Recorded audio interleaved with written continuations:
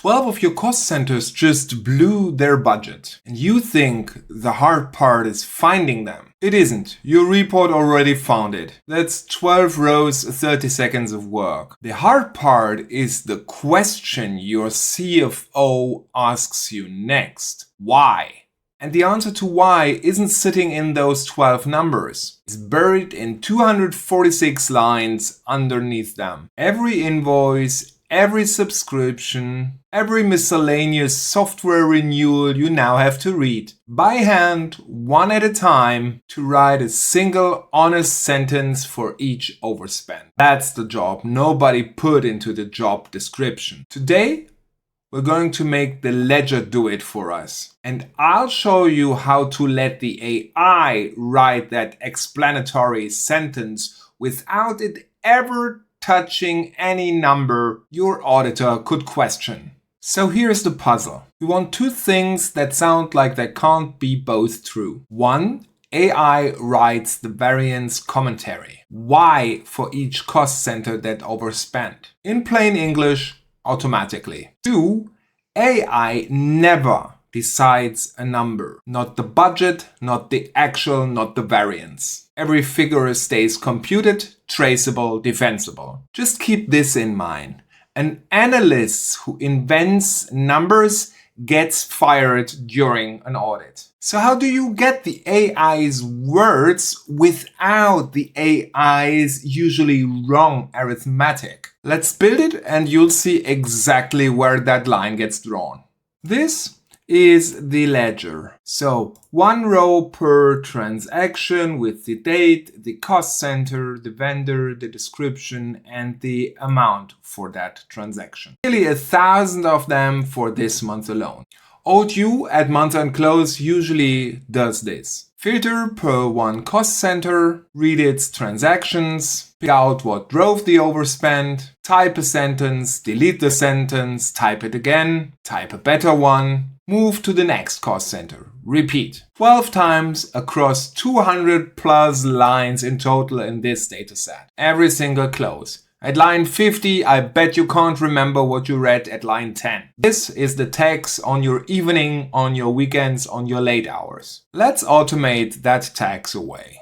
So first here we have a CSV reader, and that imports the ledger transactions. We read the raw ledger, as you can see here at the bottom, straight in. Next, we do have a row aggregator node where we sum the amount per cost center. This is the whole find the overspend step everyone thinks is the hard work. We collapse 1,000 transactions down to one total per cost center.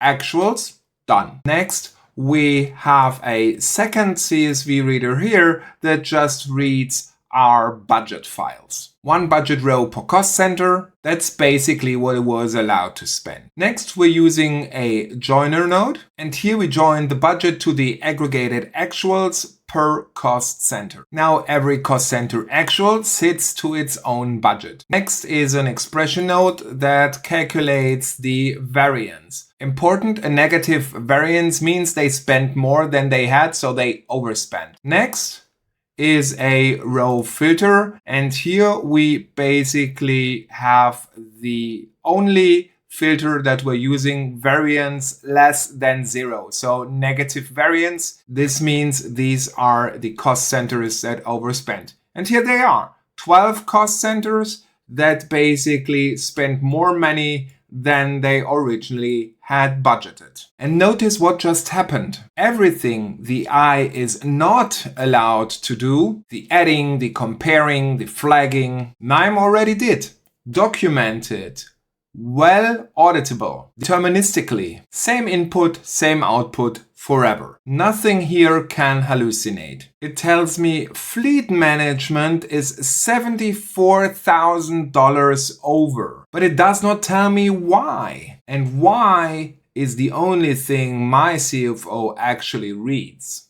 So here's the design decision this whole video hangs on. I'm going to hand the AI exactly one thing, the transaction descriptions. Not the actual, not the amount, not the budget, not the variance. Just the text. KNIME owns every dollar. The AI only ever reads the descriptions and the explanations the humans typed into the description field. It literally cannot get a number wrong because it never sees a number. So what we do next here in this workflow is from the row filter the 12 overspent cost centers and connect them as a reference table to the raw ledger file. We just went from roughly 1,000 line items to about 246 line items for the problematic cost centers. These are the ones that actually matter. Then we group by the cost center here, and then we are going to use the aggregation method of concatenation on the field description. That condenses all description text into one single cell. One cost center, one bundle of text. Every memo that made up its overspend, stitched together for the AI to read. Then we're using an expression node to actually build the prompt. So the user prompt we're going to use goes like this. Analyze the following transaction descriptions and summarize the primary reasons this cost center overspent its budgets. And then we just add the concatenated description field here at the end. And if we just click evaluate, you basically see that it is more or less all the same. If we widen this, you can now see the text stitches here to the basic prompt.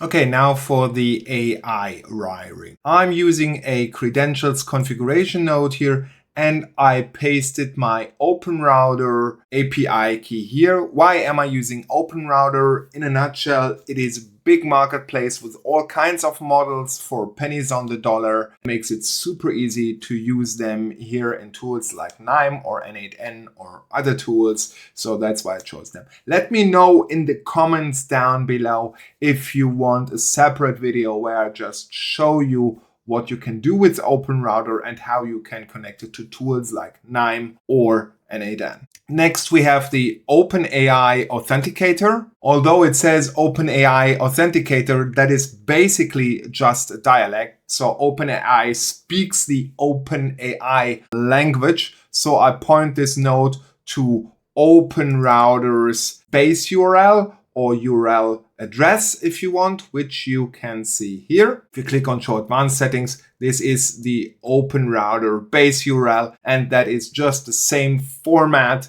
that OpenAI uses. So that's why we're using this node. The key passes in through the flow variable connection, as you can see here. The credentials is here the OpenAI API key, but that's of course my OpenRouter API key. Next is the OpenAI LLM selector, and I'm picking Claude Haiku. Small, fast, cheap, and it does exactly what it's told, which is the whole point here. Temperature 0.2, so it does not get in any way creative, which is not what we want here. We don't want creative text, we just want the explanation. So it stays factual and boring if you want. I don't want any creative writing on my financials. The response is capped at 150 tokens, one sentence, no essays. And then the LLL prompter, this is actually where it runs. So I added a system message here. And my system message you can also see here. You are an expert financial analyst. Your task is to analyze a list of transaction descriptions for a specific cost center and identify the primary reason it overspent its budget. Remember, we're always only sending the overspent line items here. Provide your conclusion in exactly one concise sentence. Do not include any greetings, introductory text, or explanations. And then I give it the prompt column from the expression that we did here. So that feeds the user prompt. Here is my system prompt, and I want a return in the column AI response. So that's the leash. Basically, I'm saying describe what's in front of you in one sentence and then stop. So let's just watch the column fill itself here. And I can already tell you that fleet management is the biggest overspend with $74,000 over. And you'd guess probably that it's vehicles, right? Let's watch what the AI actually pulled out of the receipts. And therefore, I have provided the final report here that you can see here. And if we just looked here at fleet management, it reads, the cost center overspent its budget due to increased employee travel expenses, particularly frequent rail tickets and ground transportation, combined with additional conference attendance and temporary lodging costs. Rail tickets and conferences. Not really what the name suggests, but it's exactly what the descriptions say. I read the real transactions, and you can do it for yourself with the example workflow provided. And I can tell you the AI tells the truth here. Let's have another look at a cloud platform. Here we have it. Excessive CDN WAF subscription charges, which appear in 8 of the 20 transactions, combined with unexpected capital expenditures for laptop fleet replacement and data center switch refresh. It even counted them, 8 out of 20. Specific, defensible. I basically wrote none of it. 12 cost centers, 12 honest sentences. The 246 line items I was supposed to read tonight already read. Okay, so the last mile. Let's turn this into something we can actually send. We basically take the AI responses here from the LLM prompter and join it back in here with a joiner node. Once again, the criterion or the matching column is the cost center. So we now have it in the file or in the data with our variance, and now we have everything together, but words and figures, but they never mixed on the way here. So totally separated branches of the workflow. So let's quickly dive into the workflow component.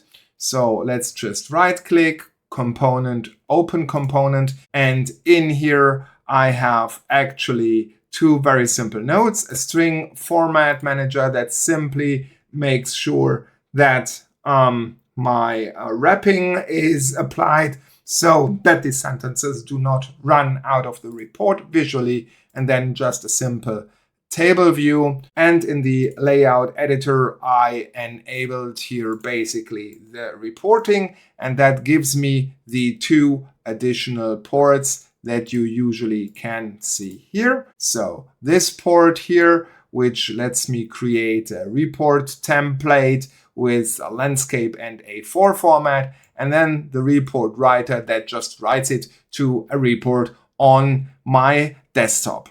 And this is the part that keeps you safe, actually. If your auditor points to any number on that report and says, where does that come from? The answer is KNIME, deterministic logic. No AI slop, no hallucination. From the raw ledger, every time. The AI never had the pen for the figures. It only ever wrote the sentence. That's the line, and we never crossed it. 12 overspends, 246 line items, and the explanation wrote itself. The math stayed auditable. The AI just did the reading you were dreading. If you want the workflow to start from or the sample data to try this with your own ledger, all the data is linked in the description down below. This is part of a series where we try to turn the month-end grind into something that basically runs itself. So if that's something you're interested in, make sure you'll subscribe, and I'll see you in the next one.